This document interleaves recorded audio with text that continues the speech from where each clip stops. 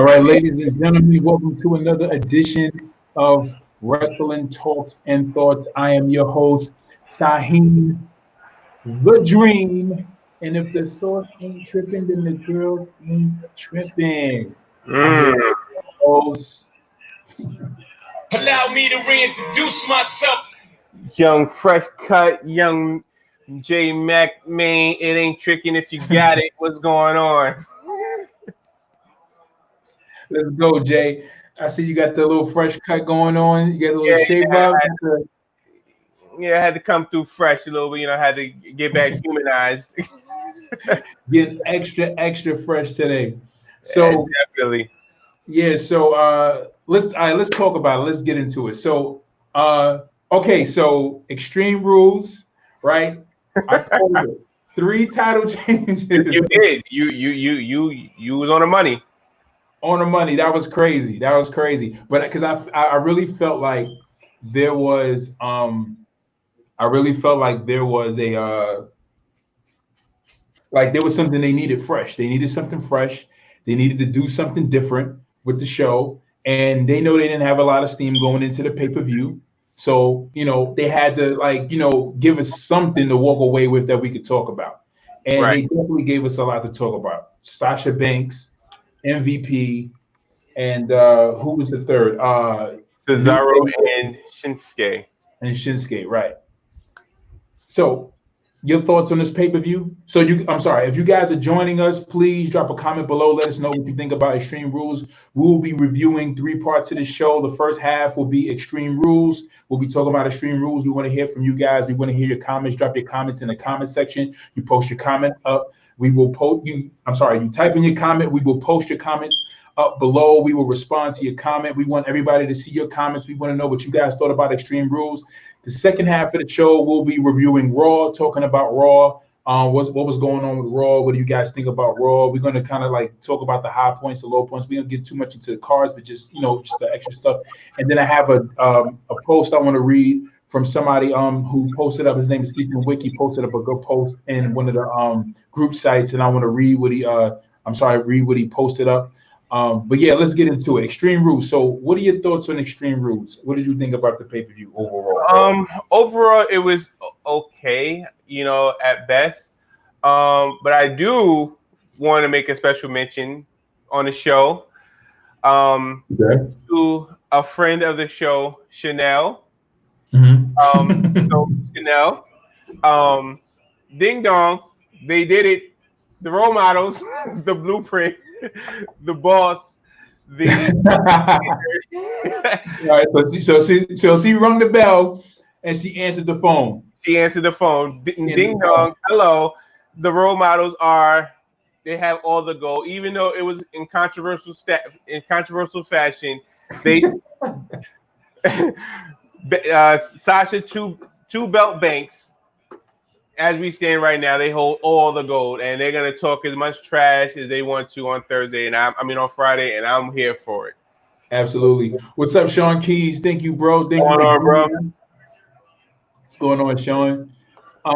Yeah, to Becky. So we got Sasha two. So Sasha's like somewhat 2 belts, Yeah, semi 2 belts, but she did walk away with the belt in a right. controversial fashion. And what do you think? What direction you think they're going to go with this one? Because of course they wanted some level of controversy. They wanted us to talk about something leaving this show. And Right. I think that's the reason why they did what they did with MVP and they did with Sasha, but they wanted to see which one would buzz the most. And right now, Sasha got the biggest buzz, walking away with these belts. And now it's a toss up in the air because they're going to do it on the fly. Like their mindset is like, so they're in a place like where they're like, all right, we are going to decide whether to have her keep the belts next Monday or pretty much lose the belt back to Asuka. Right. Well, I don't. It's weird. Because I kind of see them Asuka because Asuka's still listed on the WWE WWE.com as the champion, and Right. the graphic when she came out Monday shows her as still the champion. Yeah. So I guess it's technically she is still the champ, but Sasha has the belt. So I do see, honestly, I do see Asuka officially winning the belt. You know, I guess it's like you said, this is to give us a little a 2 week buzz, just to have something to talk about. But I do see Asuka winning the belt back on Monday, and with her winning the belt back, she's gonna go into a program with, I believe, has as they're shaping it up to be against Shayna Baszler.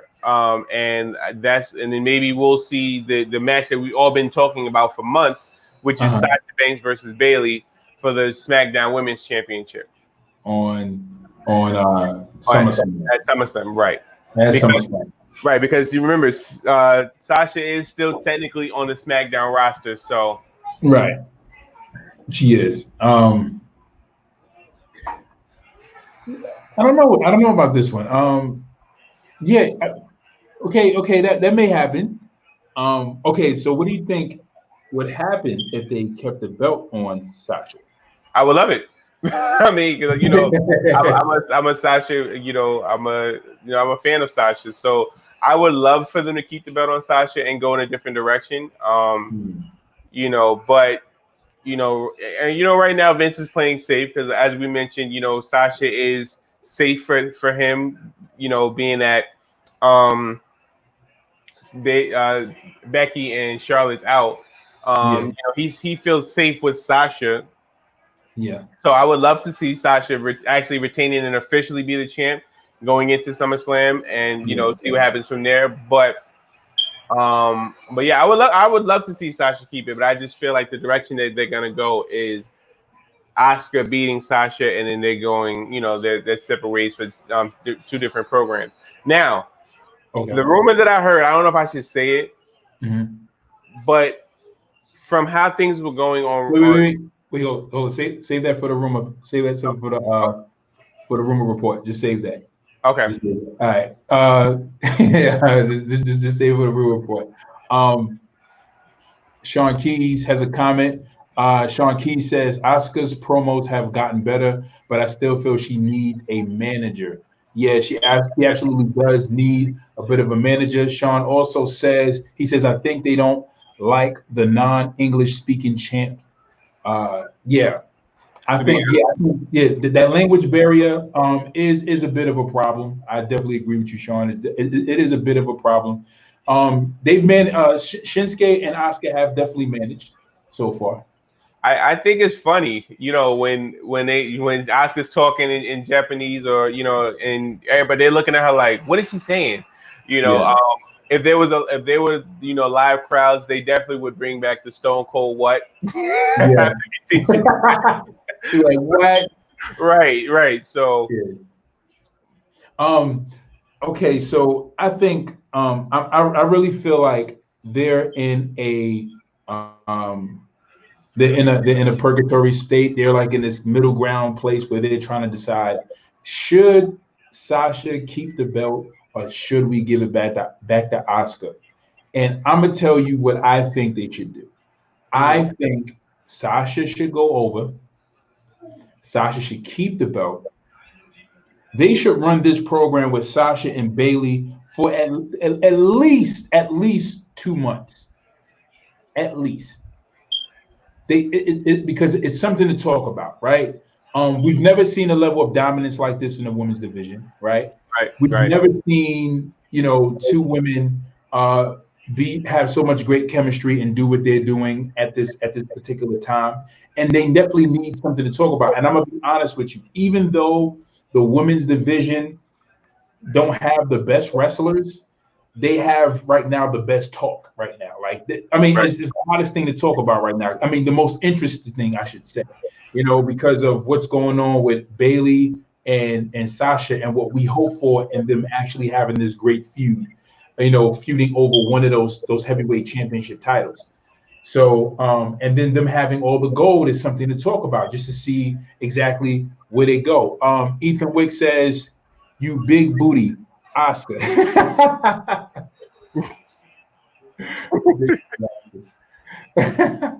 But I think they really should definitely Oh yeah, by the way, Ethan, we're going to read that post that you posted up on the blog earlier today. I think that was an excellent post. I think we should talk about that post.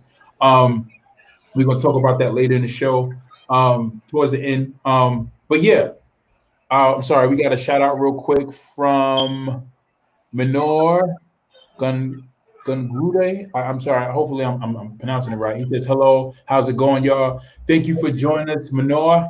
Appreciate it." Definitely appreciate it. What's going on? Yeah. So I think what they should do is I think they should keep the belts on Oscar.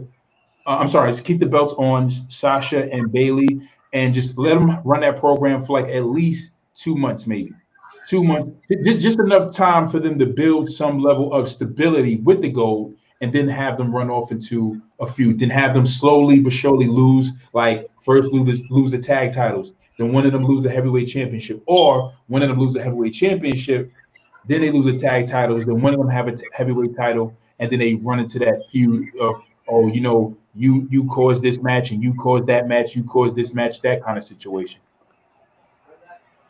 I like that. Yeah. But I agree. I feel like they should go in a separate, different direction and actually keep the belt on Sasha as well. I agree with you with that. Yeah, absolutely. Guys, let me know what you guys think. Running into Raw. We're talking about Raw right now. We're going through the Raw review on the first half of the show. The first half of the show, we're talking about Extreme Rules. Second half of the show, we're gonna go through Raw a little bit, review Raw, and then the last half of the show, we're gonna go through a post that was posted up by Ethan Wick. But I want to know what you guys think as we go through each match. I'm sorry, not each match, but just each topics. So Extreme Rules. Overall, the pay-per-view was pretty decent, pretty good at best. I mean, from just like the title changes, what happened. I thought it was pretty good. I know a lot of people thought it was at So best. I have a question for you. What are your thoughts on the swamp match? Because it was a lot going on in that match. Yo, man, let me tell you right now. Listen, I had to get up for work, man. I got to be to work at 5 o'clock in the morning, right? Okay. Okay, I got to be to bed. I got to be up at 3:30 and to be to work at 5 o'clock. Okay. Ain't nobody got time for that, man. Ain't no time for that. I had to sleep. I'm sitting there like swamp match. I'm like, listen, we all know that Bray was gonna go over. That's number one, right? But did he? Huh? Did he? But did he? I don't know. I seen your post on the blog. You was like, yeah, I don't know what happened. Did he win? Did he lose? I don't know. Like, so you really haven't seen the match yet? I seen, like, I was laying in my bed. The pay-per-view was playing, and I was like, looking, sleeping, looking, and I was like, So, okay, so what happened? How did it end? So it ended where Braun he knocked Bray into the swamp. They was on a dock. Braun knocked Bray into the swamp. Then next thing you know, so you see the graphic at the bottom left hand corner, meaning the show's over. So we're like, oh, okay. So what the hell happened? The next thing you know, Bray, hand comes up, drags Braun into the swamp. The whole so now they're going back and forth. You see the bubbles. You see them you see the water splashing. The whole water turns red. Okay. And then the Fiend appears. Okay. Now, the funny part of the match where. All right. So I don't know if they. So I guess their sister Abigail appeared. You mean Alexa Bliss? But go ahead. Sister Alexa Bliss shows up in a wedding gown. Right, Sister Alexa.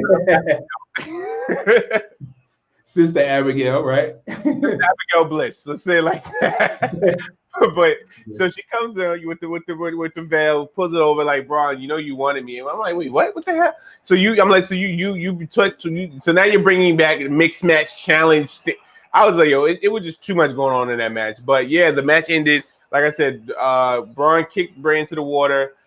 Then Bray pulled Braun into the water. Then it turned red. Then the Fiend comes up and it goes off the air. So I don't know if it was a winner. I don't know what happened. It was just like, all right, it's over. Like I don't know. So yes, I don't even. I need to actually go into like WWE.com and see the results and see what they labeled the winner of that match as. Right. Like, let me check that. So Manor, he wants to know our thoughts on the match between Bray and Strowman. We're actually talking about it right now. We really want to know what's your thoughts. I mean, this is the platform is for y'all. We're having a conversation, but we want to know, Manor, what are your thoughts? What did you think about the match? We want to know what you guys think. Because we'll give our perspective, but we want to also hear from you guys to hear different perspectives. You know what I'm saying? Like, did you think the match could have been better? Did you think the match should have not been more dramatic? Had it not should have been a match that wasn't pre-taped? Should it have been a match that was less theatrical? We want to know what you think. But my perspective on the match was it was a theatrical match, and I thought it was okay. It added to storytelling. I thought it shouldn't have ended off Extreme Rules because it wasn't like an official match. You know what? I really don't have any thoughts. I'm really just like in between, like, because I don't know. Because when I think about like a good theatrical match, I think about the match that happened. I think about like the Fiend's match against John Cena. I'm sorry, Bray's match against John Cena. I thought that was excellent storytelling, and just how they told a whole linear storyline with John Cena. Ethan Wicks says, I'm cool with the movie matches. So Ethan Wicks, he liked the movie matches. So, again, it's about what you guys think. I want to know what you guys think. I want to hear from you guys. But I think, to me, it depends on the match. It really depends on the match. Like the AJ Styles Undertaker match, I thought was pretty cool. I really like the Bray Wyatt and John Cena match because it told a great storyline about John Cena possibly turning heel. What if he made a faction with the NWO, blah, blah, blah, blah, blah, XYZ. But then on the other hand, this Bray Wyatt and Braun Strowman match, it was the same thing. It was sort of like a telling of their story. Ethan Wicks says, a dilapidated boat. A debilitated, right? Yeah. Now it's funny because with that debilitated boat, Ethan. So as I'm reading the results, it doesn't show any results. It doesn't say winner or loser. It just says the Fiend, Bray Wyatt resurfaces in a bizarre swamp fight. There you have it. That's the result. I mean, there you have it. There you have it. They should do one with Ricochet. That'll be pretty cool because they can catch all the high spots. You know what I'm saying? Him doing all his it'd be dope if they did a movie. If they did one of those cinematic matches with Ricochet, but whenever he did his high flying moves, they slowed it down. That would be cool. That'd be bananas. That'd be crazy. Okay, Dolph Ziggler and Drew McIntyre. Oh my God. Let's get into that. Drew McIntyre and the Zigzag. So, Dolph Ziggler. Yeah. I kind of called how the stipulation pre you know what I'm saying? Like, yeah. If I was Dolph, as I said last show, if I was Dolph, I wouldn't name no stipulation. I would have let the match go along. And when Drew hit me with the Claymore, I would have been like, oh yeah, by the way, the stipulation is the Claymore's banned. If you use the Claymore, you get disqualified. Oh yeah, by the way, if you get disqualified, you lose the belt. That would have been the perfect way of Dolph to do it. Now, the way Dolph did do it was unique. Like, it's Extreme Rules for me. If you get disqualified, I'll count it out, you lose. So that was a great, way of doing it. But the fact that Dolph lost and he had meaning you're saying that you can use whatever you want. It's a street fight for you, but the other guys have a regular match, and you still can't beat Drew. Like it just took your credibility from here to here. Like you suck. Yeah. All right. So Manor said, I think the match would have been better if it wasn't pre-taped. He's talking about the Braun Strowman and Bray Wyatt match. Gotcha. Sean Key says the match was dope to me. Which match, Sean? Which match, Sean? Dolph and Drew or Braun and Bray? Sean also says the stipulation was genius. Laugh out loud. Yeah, I think. All right, so I think Sean is talking about Drew and Dolph. It was dope.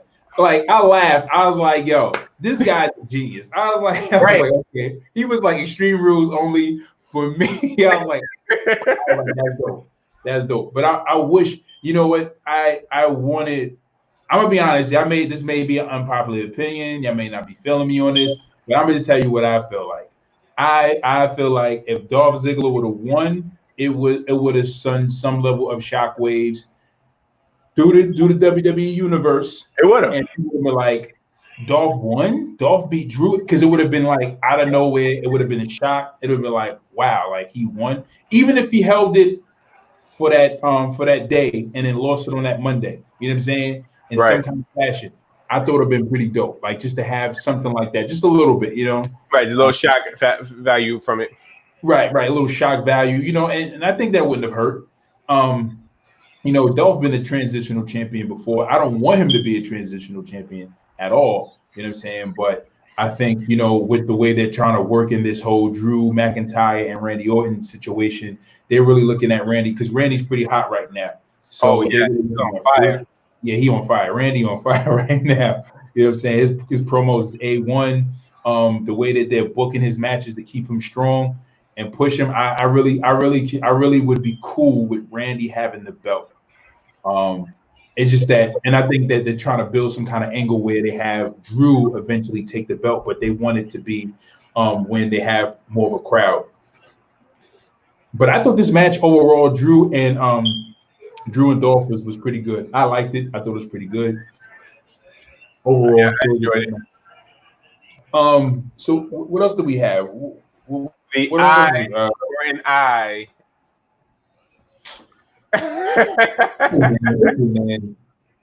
Listen, man. do we got to talk about this? We don't have to talk about this eye for an eye match with Rey Mysterio and Seth Rollins. I want to hear what you guys think, man. Let's see what they got to say. What you got to say, man? I don't care whatever you feel, man. Pop them comments up, man. I'm gonna throw them comments up, man. I want to know what you guys think, man. Eat the wick. He's like, nah. Okay. I think this. I'm just happy with the fact that they're moving past it. They're moving past this whole Rey Mysterio thing with the eye for an eye situation. But I'm really enjoying the Seth Rollins character. I really am. This is hilarious. This whole Monday Night Jesus thing is hilarious. This guy is so funny. Like on Monday Night Raw, like he walks up the aisle and just starts like praising himself, like staring at his pictures. I'm like, what is wrong with this guy? But this is like one of the best Seth Rollins I've ever seen, in my opinion. You know what I'm saying? I think this is Seth. Like this is Seth right here. Like we need this Seth. But yeah, this match with that match, the eye for an eye match, back to the eye for an eye match. It was whatever. It was like, all right, you know, how are they going to pull this off? It was just, you know, whatever. It was whatever. I'm just glad that they're kind of like, you know, moving past this angle. Yeah, I really have much to say about this match. I agree. Yeah. And it's funny. Like during the match, you see them trying to go for each other's eye the whole match. Like Rey Mysterio breaks the kendo stick, takes a little bamboo part. He's trying to stick it in Seth's eye, and then he hit him in the drop toe hold to the corner of the announce table. So I think that whole idea was kind of funny, but yeah, absolutely. Sean Key says this character fits Seth to a T. Absolutely, yeah, Sean. Definitely does. This Seth character is it's and I can't wait to see how, and because I'm really excited. Okay, I'm gonna be honest with you. I can't wait to see, because I can't wait to see how Seth interact with other people with this character. I think it's gonna be dope. and it's going to be great to see how he, interacts with, probably possibly have another feud with Drew McIntyre. Him doing something with Randy, and then him now he's doing this whole thing with Aleister Black now. Right. But we'll get to that on Monday night. When we get to the Raw review, we'll get to that. But yeah, this whole I'm glad they're moving past this whole feud. So what was another good? So MVP. Let's just talk about this last part and move forward to our Raw. MVP and Apollo Crews. This so they're doing the whole Shawn Michaels and Razor Ramon thing, which I think is pretty. They're trying to build some kind of chatter around the whole United States Championship. Right. That they built. They're trying to build some chatter around it. They're trying to bring some more attention to it. When MVP put the belt on, it actually looked better. Yeah, it does. Whatever, yeah. Yeah, when he put on his weight, like the belt don't look that bad, It don't look that almost like a Dipset chain, a Dipset.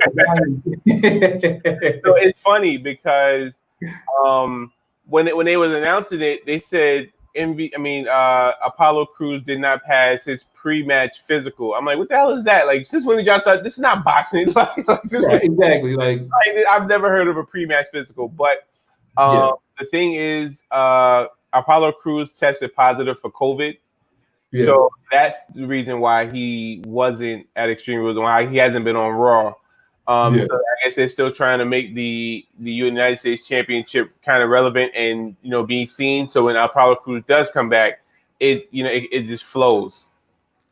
The cool thing about it is that it was perfect timing because had they not ran this angle and just gave Apollo Crews the new United States Championship belt, then it would have been a situation like with Sami Zayn or anybody else where they would have stripped the belt off of him and then had ran a tournament and then had somebody else hold the title. I think the other thing is that I'm happy with the fact that Vince and everybody's being more patient with Apollo Crews and being empathetic, what I'm saying? Because I think he should have been the same way with Sami Zayn, you know what I'm saying? And all his wrestlers. I'm like, this is a pandemic. We can't help that, you know what I'm saying? This is how, and I understand the show must go on, but come on, like, give these guys a fair shake, you know what I'm saying? It's a situation that happened with Finn. I got frustrated with that whole situation because Finn get injured and then he didn't even get a rematch. He didn't even get the belt back. Right. If you're gonna go with him, go with him. You know what I'm saying? Like, stand behind him. Like, you gotta understand, Vince. Like, you've been in this industry for years, and accidents happen and things. There's certain things, acts of nature that we cannot prevent. You know what I'm saying? And then certain accidents happen. So when he got injured, I felt like he should have stayed behind Finn when Finn came back. Sean Key says, "I figure that's why." Yeah. I'm sorry. Yeah. But But also, and see, it's messed up because the fact that like to point, like you said with Sami Zayn, Sami Zayn's out due to the pandemic, but you had Brock Lesnar who wasn't there with no pandemic, so just like so just like you can let Brock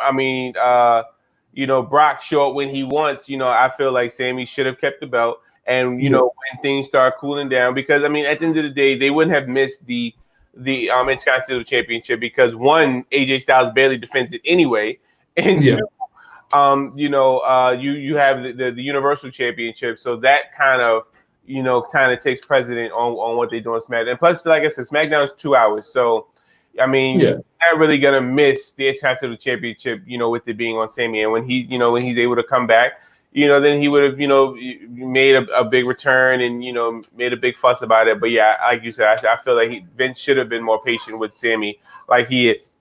Well, like he should be with other superstars. Right. And to piggyback off of that example you used, which was an excellent example concerning Brock Lesnar, you said, it wasn't even a pandemic. There was no injury. He had no injury. And this guy defended this belt every month, once a month. You know what I'm saying? At every pay-per-view. I feel Brock defended every other pay-per-view or every I feel like he defended it, 5 times a year, maybe 6. So what's that fabulous song? When I feel like it. Right, exactly. When I feel like it. When I feel like it. Defend the belt when I feel like it. Yeah. When I feel like it. When I feel like it. You know what?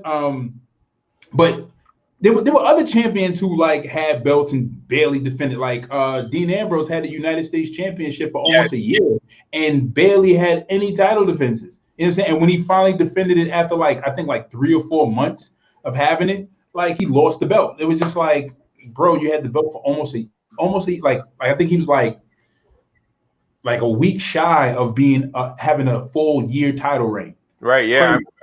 Who else? You had like the fabulous Moolah, like who had the belt for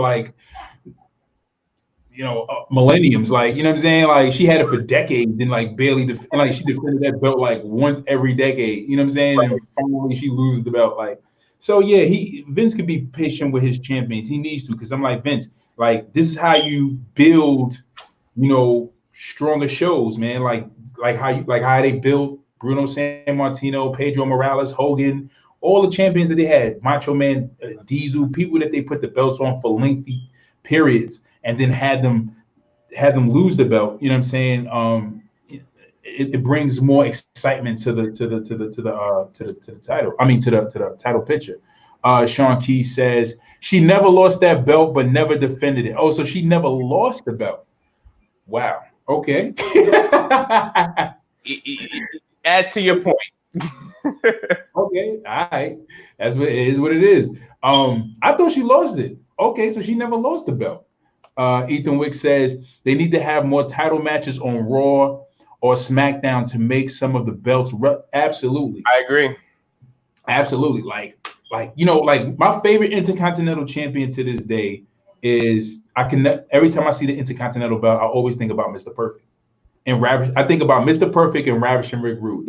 And those guys would, like, when they would have, the Saturday night shows, they would always defend the belt, like always defending the belt. And it was just such a great, it just made to me, there's certain superstars that made that Intercontinental belt special. But it was just that villainous character, the villainous character of Mr. Perfect and Ravishing Rick Rude that brought this great level of prestige to that title. You know what I'm saying? You had Razor, Ramon, you had Sean, you know what I'm saying, who really helped that title elevate to where it is. And they need that. That's what we need. We need that. Sean Key says, fully agree.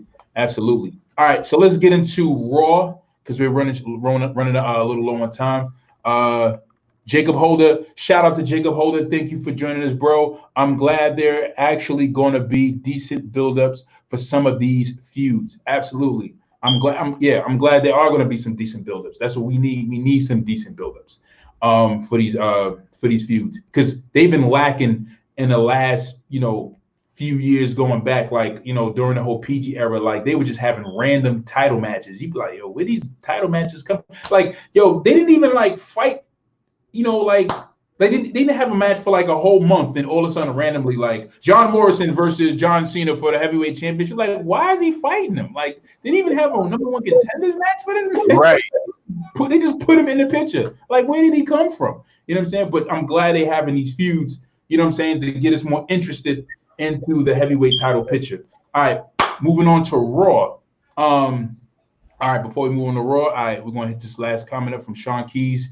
I believe now, because they have so much talent, it's easier to defend the belt more often with more people, especially for the IC and US. Absolutely, and that's what they should be doing. That IC and that United States title should be at least defended every I feel like every week. Huh? Yeah, every month. What'd you say? At least twice a month on each show. I also feel they should bring back the TV title, because that was one of the titles that had to be defended. And I feel they should switch the 24/7 title to like a TV title, or make it like a TV title therefore it's defended on Raw, SmackDown, and NXT, because they're all taping everything on the same show. I mean, at the same building, so it just makes it easier to do so now. Yeah, it's crazy, because I thought about that too. I was thinking about that. Well, and me as being an avid WWE 2K player, right? I have a TV title in my universe. I know this is random. I know y'all like, why is he talking about this? But I'm just saying, and I know y'all got 2K. I know y'all got WWE 2K. I know y'all play it. I know y'all set y'all universes up the way you want it, and you set your matches up the way things should happen. You know what I'm saying? Because I get frustrated too when I watch Raw and watch SmackDown. Things ain't going the way I think they should, and I go to my 2K and I'm like, it should have went like this. It should have went like that. You know what I'm saying? I do that. You know what I'm saying? I get real geeky like that. So it's all good. But in my universe, you know what I'm saying? Like I have a TV title, and this character defends this TV title. You know what I'm saying? Every show. You know what I'm saying? That's how I like it. You know, Ethan Wick. That would be dope. Absolutely. So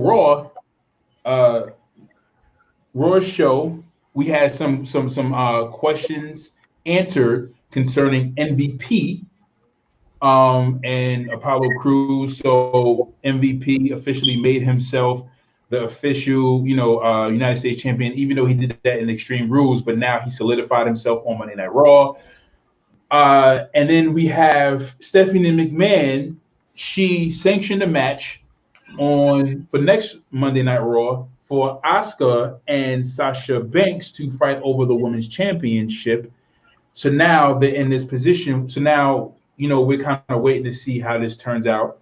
Dolph Ziggler earned himself another title shot at Drew McIntyre's title. And now Drew McIntyre gets to choose a stipulation. So this may not look too good for Drew. I'm sorry, not for Drew. For Dolph Ziggler. What do you guys think about Monday Night Raw? Let me hear some comments. Let me get some comments. What do you guys think about Monday Night Raw? Is there anything that you guys that stood out to you guys that you liked, you didn't like, interest you, didn't interest you, or you felt like it was just the same old thing? Or do you guys feel like the storyline is even going anywhere at all? Any of the storylines? What's your thoughts, Jay? Like I said, I it's interesting. The Hurt Business. No, correction, Jay. It's the Beat Down Posse. Okay, the Beat Down Posse, Hurt Business, whatever they want to go by. It was interesting when I saw Mustafa Ali come to aid Cedric and Ricochet. So now it's just like, okay, you got 3 cruiserweights battling 3 heavyweights. So I'm like, so like it doesn't, but I had a feeling that they, being in Mustafa's return, they're gonna give him a win, but that might be his last win, for a while. Who Mustafa Ali? Yes. If he continues to rock, with Cedric and Ricochet to try to battle the Hurt Business or the Beat Down Posse, yes, that's gonna be. He's gonna get full Nelson. And he's gonna get swung like a rag doll. So we just see that happening. Okay, all right. So let's talk about this, right? So it's like during Monday Night Raw, right? So you had Ricochet and Cedric Alexander come out, and they're like, "Yeah, we got somebody else. We got another partner. We got somebody else, and it's not Apollo Crews." So it's so funny to me when these wrestlers come out and they make these announcements like, "Yeah, we got somebody else," and you like, who you gonna bring back? You gonna bring back Roman Reigns? I mean, I know you guys don't like Roman, but you gonna bring back Roman Reigns? You gonna bring back, Edge? You gonna bring back who? You got CM Punk? You think it's somebody like big, and then it's like Mustafa Ali comes out, and you're like, okay, you're like, oh, you're like, who is it? Mustafa Ali. Like what? It's like, who is it?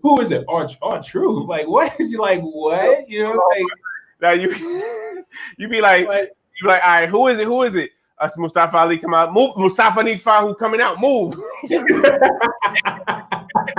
Get out the way. I'm trying to say. You're like, no, it's me. You're like, stop playing, Mustafa. Get back. Go back to catering. Like, go back to catering, Mustafa. This is a serious match. Stop playing around. Move. You just got to. But my thing is like, but that's the thing. But again, Mustafa Ali, we're not trying to crap on Mustafa Ali. He's a great talent. Right. Great in the ring. He's great in the ring. But this is what it feels like when they don't build up their characters the way that they should.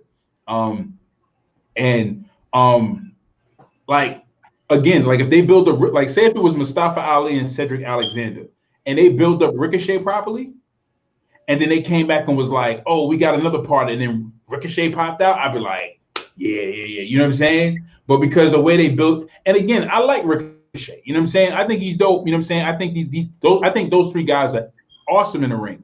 But it's like their build, pretty much lets down the climax whenever they come out for those type of matches when they trying to be like reintroduced or catapulted in the surprise situation. Ethan Wick says, so Bobby is going to be the only one without a belt. That is, I was thinking that thing. I was thinking that way too, Ethan. And I was kind of like saying to myself, like, I think what they're going to do is they're going to keep Bobby strong. Bobby's going to stay the muscle. And as they kind of build this little group and they get as soon as they get like the proper momentum, that's when they're going to put Bobby back in that heavyweight picture. And I think that's when they're going to put the belt on Bobby, because that's what they're trying to do. And it's like you can see in the storyline, like they're really trying to preserve his character now. And they're really trying to, keep him as a strong force so that they can, put him in a heavyweight title picture. I agree with you. I mean, just to piggyback before you get into the comment, I completely agree. Like I was gonna say the same thing, but you hit it right exactly on the head. Like I feel like they're gonna, keep building the Hurt Locker, the Hurt business, and well, you had it right. The Hurt Locker. Go ahead. Keep building the Hurt Locker, and maybe like a member or two. I feel like maybe Cedric is gonna turn and join. But they like you said, they build some steam, get him a little traction. So therefore, it could be some intrigue. So when he does fight, Drew for the belt again, it'll be more of a all right, yeah, we did it, and they hold all the gold kind of thing. So I believe that's exactly what they're doing too. We got a comment from Raymond Relton Hubbard. Thank you, Raymond, for joining us. Thank you, bro, for joining us today. He says Sasha and heel Dark Bayley have to be the most entertaining thing on both brands so far. The women are carrying it at the most. Question: are you keeping an eye on AEW? Right now we are. We're trying to. We're trying to right now. Jay, did you just huff? I mean, I'm trying to too. I'm not gonna lie. I am really trying to. It's hard. And I'm gonna tell you what makes it kind of hard, because when I saw last week's episode, and I believe I watched most of it, but when Sonny Kiss started the match with Cody Rhodes, that match was just like, like what the hell? Sonny Kiss is hard on the eyes. I'm not gonna lie, because I don't know if you know who Sonny Kiss is, but Sonny Kiss is the transgender. No, not transgender. She's the cross-dressing guy who looks more like a female.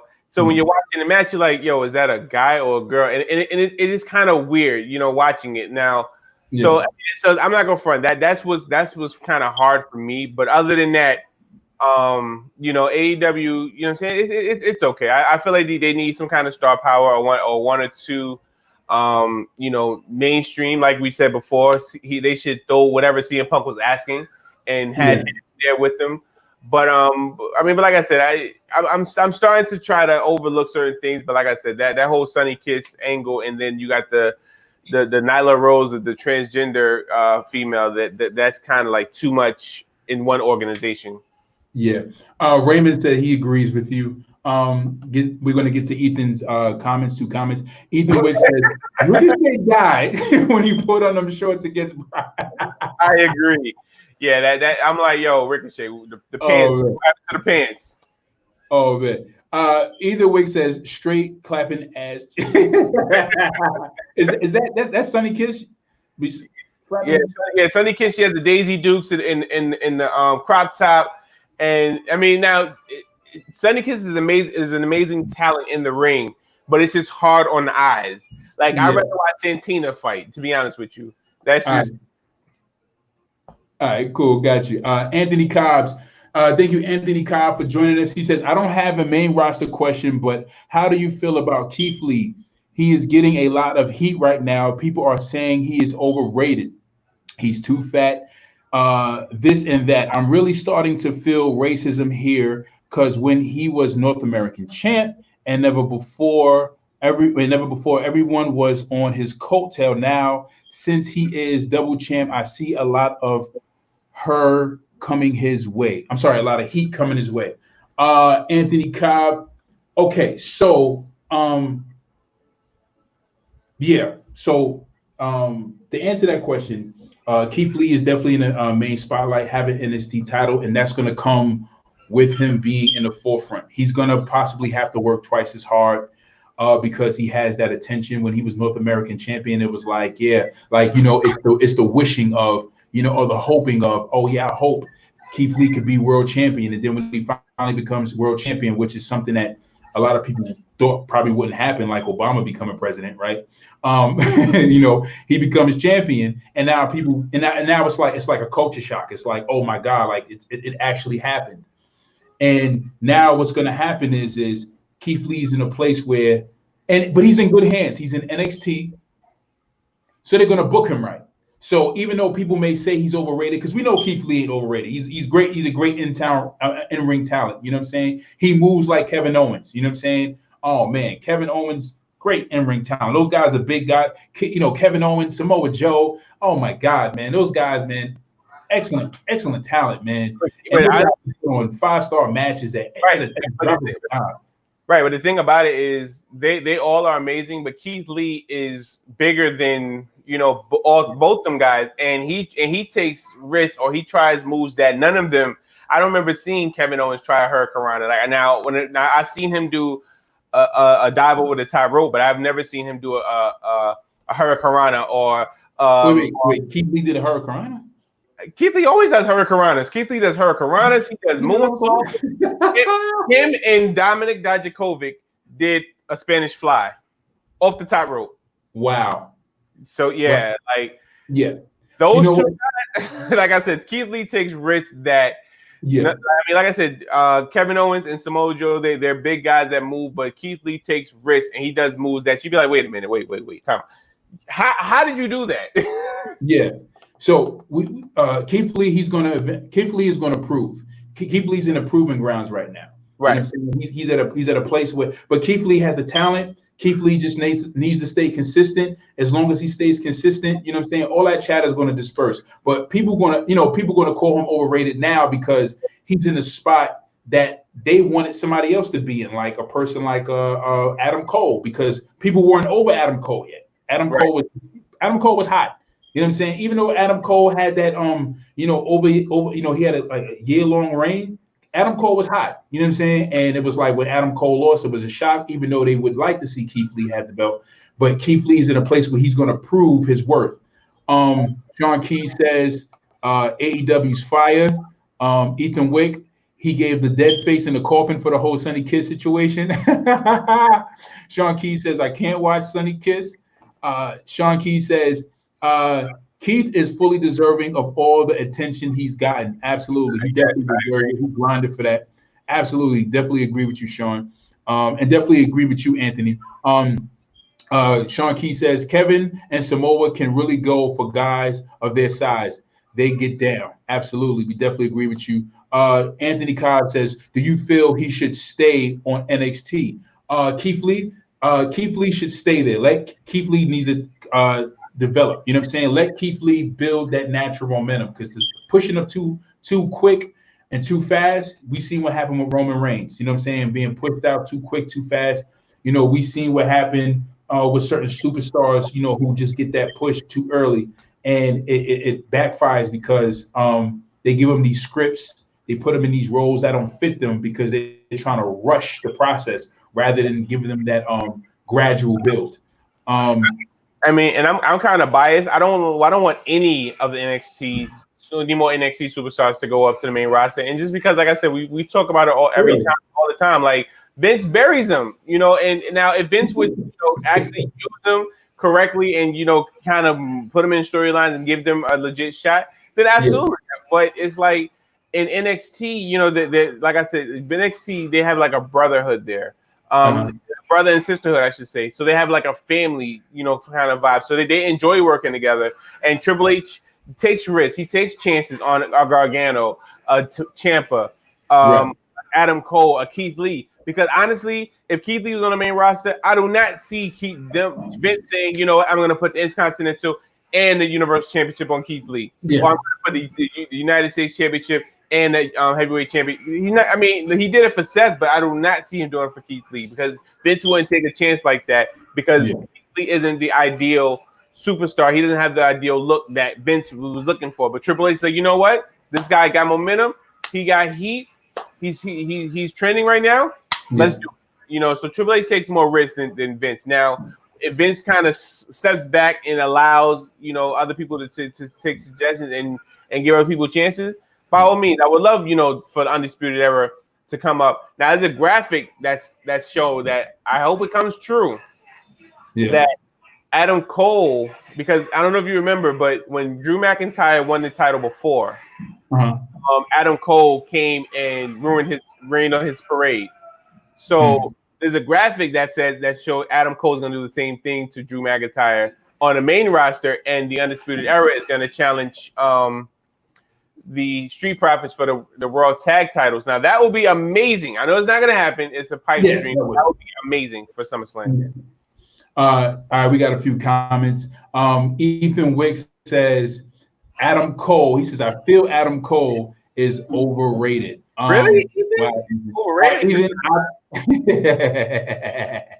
I don't know.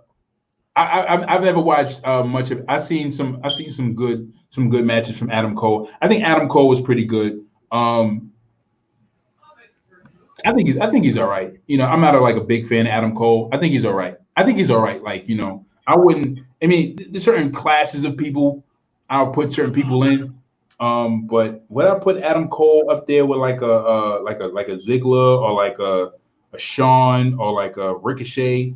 I think Adam's close, but you know, but I see why Ethan says he's overrated, and I definitely see why, because you know Adam Cole promos are not like, oh, you know what I'm saying, like they're pretty decent, you know what I'm saying. Like I think Velveteen Dream cuts better promos than whatchamacallit, Adam Cole, in my opinion. Raymond Relton Huddard says, I saw both Keith Lee and Matt Riddle when they came to the UK. Question: do you have faith in the main roster? Do you have faith the main roster will transition these NXT guys properly? So Jay pretty much just hit the Jay just kind of spelled it out real good. He pretty much said, you know, it's all about how Vince uses these guys, and the eye that Triple H has for his roster in NXT is not the same eye that Vince has for his main roster people, and they handle NXT gets handled properly. Triple H allows them to take those risks and do those daring things that they would have done on the indie circuit, versus Vince. They get there, he waters them down and confines them to a space in which he thinks they should fit. And you know, Vince, you know, on his cocaine high, you know, he snort a line and be like, we're gonna have the revival wear clown suits. You know what I'm saying? It's like, bro, like, why did you think what are you doing? Moving to the questions real quick. Anthony Cobb says, do you think Aleister Black would get his chance at the title run? We hope so. I hope so. We have we have to remember he's an NXT guy, so we'll see how Vince views him. Yeah, absolutely. We have another comment from Ethan Wick. I feel like WWE is actually trying to make up for all the bad decisions they made in the past with Black champions. I wouldn't mind Keith Lee going at it with Roman Reigns. That would be dope. Absolutely agree with you. And the piggyback of what Ethan Wick is saying, absolutely. I think they are trying to make up that. That's why they have, you know, these are the most African American champions we've seen, or the most diverse, not just African American, but we have Asian champions. We have Latino champions. This is the most diverse we've ever seen with champions at one time. Absolutely. Anthony Cobb says even took a chance with Matt Riddle. Yeah, right. We'll see what happens moving forward, because you know Matt Riddle came, he picked up steam. You know, he lost to AJ Styles, So we'll see. I mean, I'm sure they're gonna have him go over on King Corbin, but we'll see what they do moving forward with Matt. Yeah, absolutely. But we just hope that he just. Well, they said that Vince McMahon sees Matt Riddle as a young Shawn Michaels. Right, which So that's hopefully, either good. That's either the good Shawn or the bad Shawn. right. The pill popping Shawn with the bad Shawn. The in ring don't Shawn. know. Yeah, right. We'll find out. Overrated. Sheesh. He's been great his entire career. Everywhere he's been, shaking my head. Sean Keys. Exactly, baby. He likes Adam Cole. He's an Adam Cole fan. Absolutely. Anthony Cobb. He says Adam Cole is great for a guy his size. Yeah, Adam Cole's like 2 feet 10. He's like what 4'10", 4'11". You know, he's short. You know, he's small. So you know, he has to do. Hopefully he doesn't go to the main roster and Vince calls him Shorty A. Hopefully. Oh my God. Shorty C. You know what I'm saying? Oh my God. You know, Vince don't really like short guys. That was the whole thing with Daniel Bryan. You know, right? Daniel's an amazing wrestler. That was the same thing with Chris Benoit. You know, Chris Benoit had the size, but he had the size as far as build, but he didn't have the size as far as height, and that's why it took so long for Vince to see that potential. Because Jay, you remember when Chris Benoit came over from WCW after winning the WCW championship, and he came over to WWE. Automatically, we were like, "Yo, we want to see Chris Benoit and Triple H. We want to see him with Austin. We want to see all this stuff." And they just kept him at the Intercontinental. They kept him in the mid card, mid tier line for a very, very long time until they finally decided to put the belt on him. And I think it was due to backstage voices, because even with Kevin Owens getting a Universal title, Triple H wanted people to let that be known that he had something to do with that decision. Because when Triple H pedigreed Seth and he went to Kevin Owens and he stuck his hand out, he was letting people know, like, yo, I had something to do with this decision. You know what I'm saying? And that was even though I haven't seen much of Kevin Owens matches up until he got into the main roster and he fought with John Cena, and he put on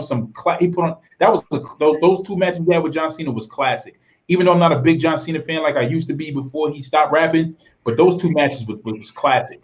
And that whole angle he did, but Triple H wanted to be known, like, yo, this is the guy I'm choosing. I had something to do with this decision. I want y'all to see this. You know what I'm saying? Right. But yeah, hopefully, he gets handled properly. In the ring, Adam Cole reminds me of Owen Hart. He can go with anybody. Interesting.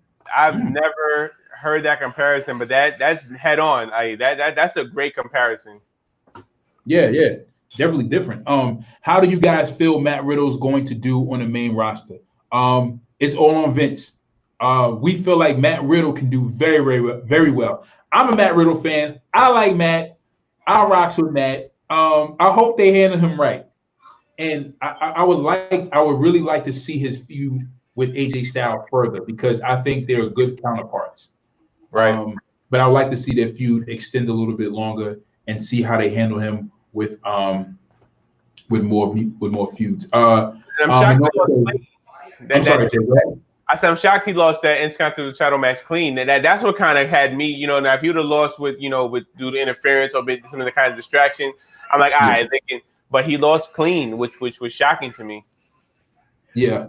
All right, so we're gonna get into these last two comments, and then I want to read this post that Ethan Wick put up real quick before we end this show, because we're running very, very long on time. We're actually about to exceed over our hour time.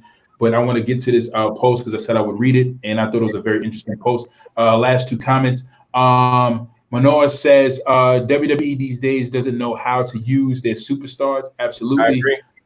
Anthony Cobb says, I would like to see Keith Lee come to the main roster with the big one and join MVP, Benjamin, and Lashley. Oh man, Anthony, we hope dreams like these come true. You'd have two muscles. Hey, yeah, two muscles. Yeah, that'd be crazy. That'd be crazy if they actually had a dope faction like that. All right, so we're gonna get into this this post real quick, and then after this post, we're gonna end off. Oh yeah, Jay, you had some news real quick. Yeah, I have two things. Hold on a second. You had some news. All right, so let's get into some Let's get into this rumor report real quick.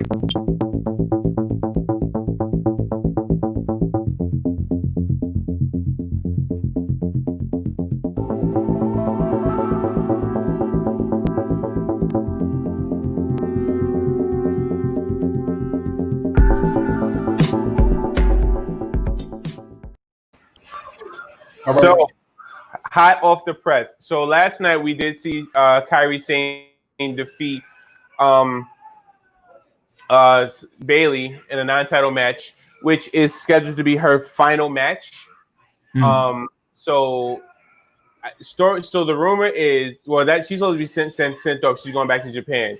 So the rumor is that Shayna Baszler is supposed to attack Kyrie Sane next week and injure her to the point where she's written off TV, and that's supposed to go for a match between her and Asuka at SummerSlam. Now, on top of that, the initial plans was for Natalya to fight Asuka at SummerSlam for the Raw Women's Title Championship, but since Natalya is out due to Tyson Kidd being sick. That's why Natalya disappeared. So Shayna Baszler was brought up to fulfill that void. Now it's messed up that you're actually gonna go forward and have Natalya go over Shayna Baszler to fight at SummerSlam, but that's neither here nor there. That's again a Vince move, but that's what's going on right now, hot off the press in the rumor mill. All right, excellent. We have one more comment from Sean Keys. He says, "Is her contract up? Is she joining New Japan Pro Wrestling?" Well, I think she asked for a release, and WWE's granting that. And I think she wants to be done with wrestling. So they said that she's gonna go to New Japan for a couple matches, but she's gonna ultimately just hang it up for good. All right. Thanks, Nia Jax. Thanks.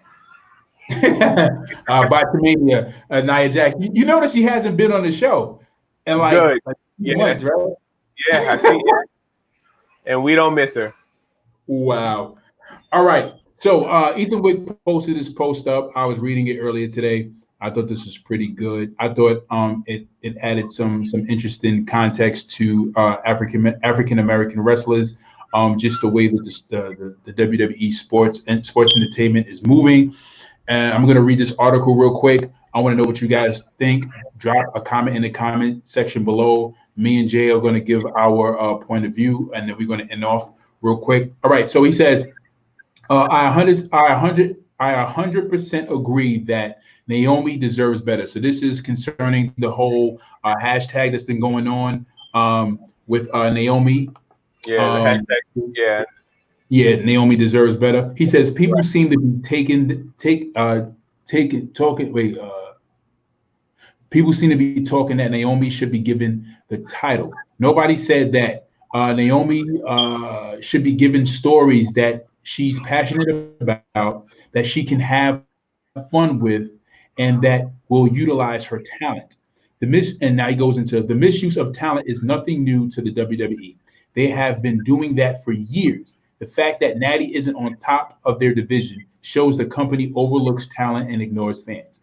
But what really bugs me about Naomi's current issue is the same thing that has bugged me with the WWE as a whole. And a company that selects their winners, right? Why isn't the storytelling and champions more diverse? I think we touched on it last year, and we have been making some great headway, but there is so much more that can be done. I think the writing room needs to be more diverse. The ideas of 30 to 50-year-old white men just doesn't speak to the viewers of today. The road agents need to be more diverse. How do they expect to find new talent if it isn't the same set of eyes looking in the same places? Very interesting. My main reason for writing this is the divide that seems to be created in the Black wrestling fan community when fans are asking for more wrestlers of color. When I say Sasha Banks should be here, or Naomi should get more TV time, all I hear from a few black fans is they're not ready. They had their time. They don't have the pedigree. They don't have the charisma. Charisma to me seems like a code word when a black wrestler is over with fans or is being pushed. Other fans come with they don't have charisma. Brock had a full on mouthpiece who spoke for him at all times. The WWE has a whole center where they claim they're building stars from the ground up. So I don't see why that is an issue. The company has found ways around all that and have given stars shot after shot despite their lack of charisma. Big Show. I guess my rant is more about the lack of fan support for wrestlers of color than of the company itself. WWE to me is a lost cause, but it sucks more to see black fans ignore problematic issues within the company and then blame the talent for not getting over. Okay, guys, if you heard that, drop your comment below. Um, so let me just say this real quick. Um, actually, you know what? And even I read this post and I thought it was very interesting because there are some African American fans who feed into the WWE propaganda and how the storylines are being wrote and how these talents are being booked, and they feed into how WWE is doing things. And they don't look at it from just their pure talent perspective, what they did in the indies, and then how they get to the main roster, and how what they did in the indies, they have more creative control. When they come to the main roster, now it's based on what Vince wants them to do and how they're booked. And that's the thing that we got to keep focus on. We got to keep focus on the talent. And a lot of fans sometimes get caught up in just the storyline. They just get caught up on how Vince is doing things. And like for instance, again, like Ricochet. Ricochet is a phenomenal talent. Like Jay said, yo, check that clip out where Ricochet challenged Velveteen Dream. I seen that clip and I was like, lest I forget how great Ricochet is in the ring. If you go back and watch all of Ricochet's indie work and all his like highlight, like you watch like a highlight reel of him on YouTube, it's bananas. Like this guy is phenomenal. Like AJ Styles calls himself phenomenal, but Ricochet really is phenomenal. Like I've never seen a guy like this in the ring. You know what I'm saying? I mean, this guy's like that, you know, but Ricochet is definitely one of the top guys, and his talent gets buried under bad booking. So when people don't know anything about Ricochet and they're being introduced to Ricochet through WWE, this is all that they see, and this is all that they expect. And then they say, "Oh, Ricochet is not talented enough." And it's like, "Yo, bro, have you seen his indie work? Have you seen what he can do? Like even on NXT, could you like you can like NXT shows you their full potential. Like in NXT, they're in Super Saiyan mode. In WWE, you know, they're in like I don't know, they're like Clark Kent. And, you know, they ain't as super as they could be based on how WWE books them. But I definitely agree with the post. Sean Key says Ricochet is amazing, but I definitely agree with the post that a lot of some African American fans get, you know, they feed into the WWE booking and they forget that these guys are very talented. Like that's why I always vouch for Dolph Ziggler because I know how great this guy is, but it's just how Vince has been pushing him. You know what I'm saying? Kofi Kingston he's a great talent, and he finally got his due. 11 years. You know what I'm saying? So these talents are great. Like for instance, like Kevin Owens, you know, he's a great talent. I didn't know too much about Kevin Steen. You know what I'm saying? When he was Kevin Steen in Ring of Honor, I heard the name, didn't watch too much of his matches. When he got to NXT, heard about the little buzz between him and Sami Zayn. When he got to the main roster, fought that whole feud with John Cena, I was like, this guy's amazing. I was like, wow. You know what I'm saying? I was wild. But then, you know, again, here go Vince, you know, booking crappy matches. You know what I'm saying? Same thing with Cesaro. So when it comes to like, and then to touch the point of African American wrestlers, again, you know, it's booking. Is Vince McMahon, you know, not taking that chance? You know what I'm saying? Even though Ahmed Johnson wasn't the greatest guy in the ring, but Ahmed Johnson had that look, and Ahmed Johnson could have been booked better. You know what I'm saying? He could have been world champion. As a matter of fact, he talked about it, the possibility of him being world champion. Ron Simmons was the first African American major world champion in WCW, and he wasn't booked right when he went to WWE as the leader of the Nation of Domination. I'm like, I don't know why they didn't push him to the moon. It was weird, you know what I'm saying? But it was weird in the sense that, like, we didn't know what was going on. It was weird in the sense that, like, we knew that he wasn't being booked properly. Adam Cole was not performing at no Ricochet level. He's not. He's definitely not. So here's my take on that. Do I believe Naomi deserves better? Absolutely, because it's a sham that you have Naomi and you have her in a karaoke battle. Like, what? Why? And then she don't really have matches on top of that. Then when she does have a match against Lacey Evans, Lacey ties her braid to the bottom rope, and when she untangles it, she gets hit with the woman's right. Like, come on, like, Naomi has paved the way. I mean, like, she has done a lot. You know what I'm saying? Yeah. And see, and here's my frustration. This is the world of professional wrestling, sports entertainment. And as we know, these outcomes are predetermined. You're in an industry where you can make anybody look strong, anybody, and you make that same person or the person they fight look extremely weak. So you can go any way you want. You know what I'm saying? Mm-hmm. You can actually have a match where, as big as, because I was to the naked eye, if you see somebody, let's say Ricochet battles Bobby Lashley on paper, just visualize looking at it, you'll be like, oh, Ricochet, Bobby Lashley's gonna kill him. There's no way he stands a chance. But with booking and you taking a chance, you can make Ricochet beat and get over on Bobby Lashley, and then people be like, oh, wait a minute, he beat Bobby Lashley, this guy's for real. You know what I'm saying? So you're in an industry where you can take risks. You have the ability to make us believe what you believe. And the fact that you're not taking chances, you're not willing to take risks, and you want to keep using the same old guys and people based off, look, now these superstars have a poor work ethic, they're horrible backstage. I get it. Then absolutely they don't deserve anything. But at the same time, if they're showing the work on time, they're showing work ethic, they're doing everything you ask for them, you know what I'm saying? They're not saying no to anything, any idea you pitch to them, they with it. Why not reward these guys? Why not? Yeah. I want to say one last thing. Naomi, and Naomi does deserve better.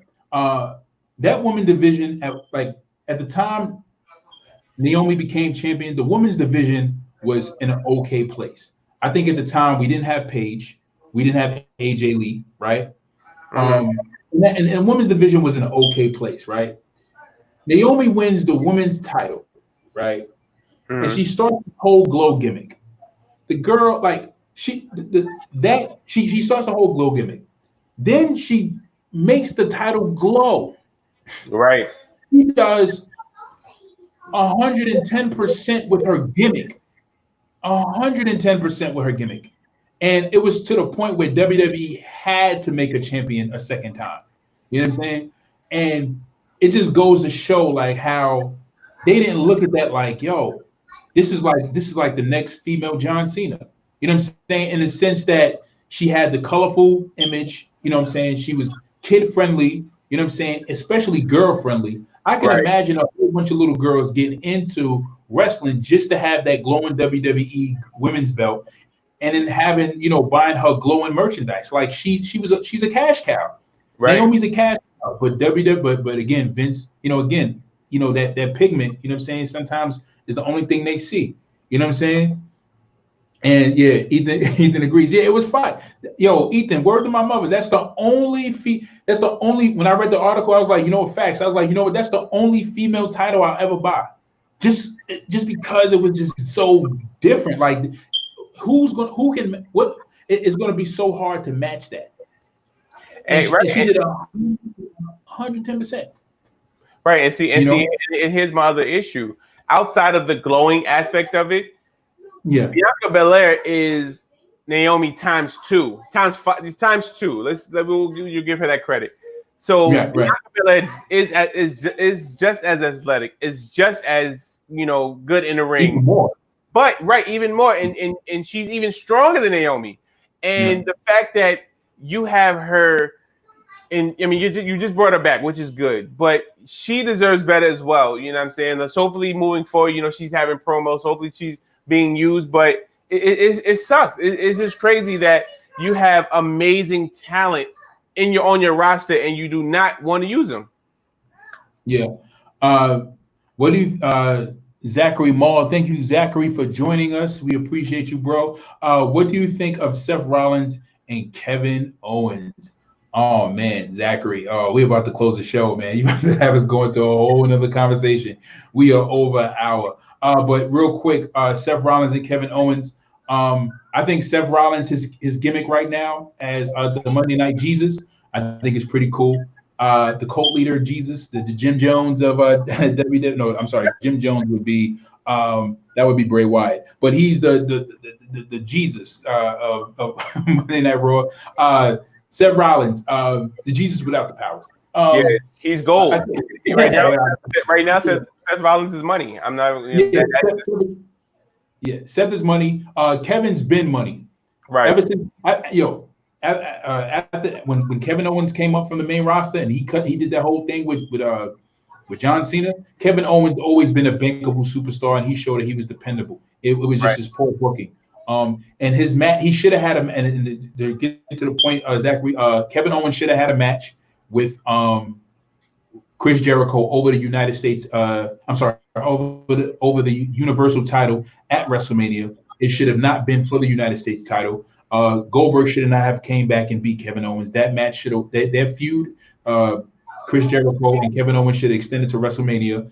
And Kevin Owens should have been used like 2 years ago when he cut that dope promo on SmackDown against Shane McMahon. That was a perfect time to use him. He had great heat. He had great steam at that time. They should have used him properly. But Kevin Owens is awesome. Seth Rollins, the Seth Rollins we know right now is I think he's dope. I think that if Seth Rollins keeps running with this angle, I think and him being this heel that he is, he's going to be great. I can't wait to see him with the title. Him actually having the title and then him solidifying himself as the actual savior, of Monday Night Raw. But to end it off, Jay, you want to say something else real quick? No, just to piggyback, Kevin is, and I agree with you. Kevin should have been used a lot more, and they were doing good when they had him battling he had him battling the Monday Night Messiah when Seth first formed the crew. I thought that was a whole big angle. I thought it was cool. And I think right now, due to the lack of talent, I believe Kevin is going to be pushed. Yeah, absolutely. They talked about Kevin being pushed. There was an article that came out that I read on Wrestling. They talked about Kevin Owens getting a big push. But the other thing is, but back to to African American wrestlers, they do deserve better. Like Shelton Benjamin. Like Jay, you sent me like an article on Facebook talking about how Shelton Benjamin. This is Shelton Benjamin winning the 24/7 championship. Was his first victory on Raw in 6 years. That's crazy. No, since 2006. That's actually 14 years. 14. Wow, 14 years. So the crazy thing about that is when we look at Shelton Benjamin's resume and just going back to what would Seth do? What would Seth do? If we go all the way back to looking at Shelton Benjamin and what he was able to do in the highlight reels that he, just the highlights and that he gave us, in his matches. I mean, come on, man. Shelton deserves better. Right. Shelton, as a matter of fact, what Kofi got, Shelton should have been got. But it's sad to say. All right, guys. We thank you for joining us for another episode of Wrestling Talks and Thoughts. We got to end it off. We went past the hour mark, but we thank you guys for joining us. We definitely appreciate the love. Please join us next time as we come on live Thursday We're going to try for 7 o'clock, 7 to 8 o'clock, but we'll post it up in the group to let you guys know what time we're going live. If you guys are catching us on YouTube, don't forget to subscribe, like, comment, drop a comment below. We will respond to you guys. If you guys are on Facebook, drop a like, drop a comment below. We will respond to you guys. And please join us next time for another edition of Wrestling Talks and Thoughts. I am your host, Saheem the Dream. And your co-host, J. Mac Main. Thanks to me again. Stole it. Yes. And guys, join us next time for another edition of Wrestling Talks and Thoughts. See you guys later.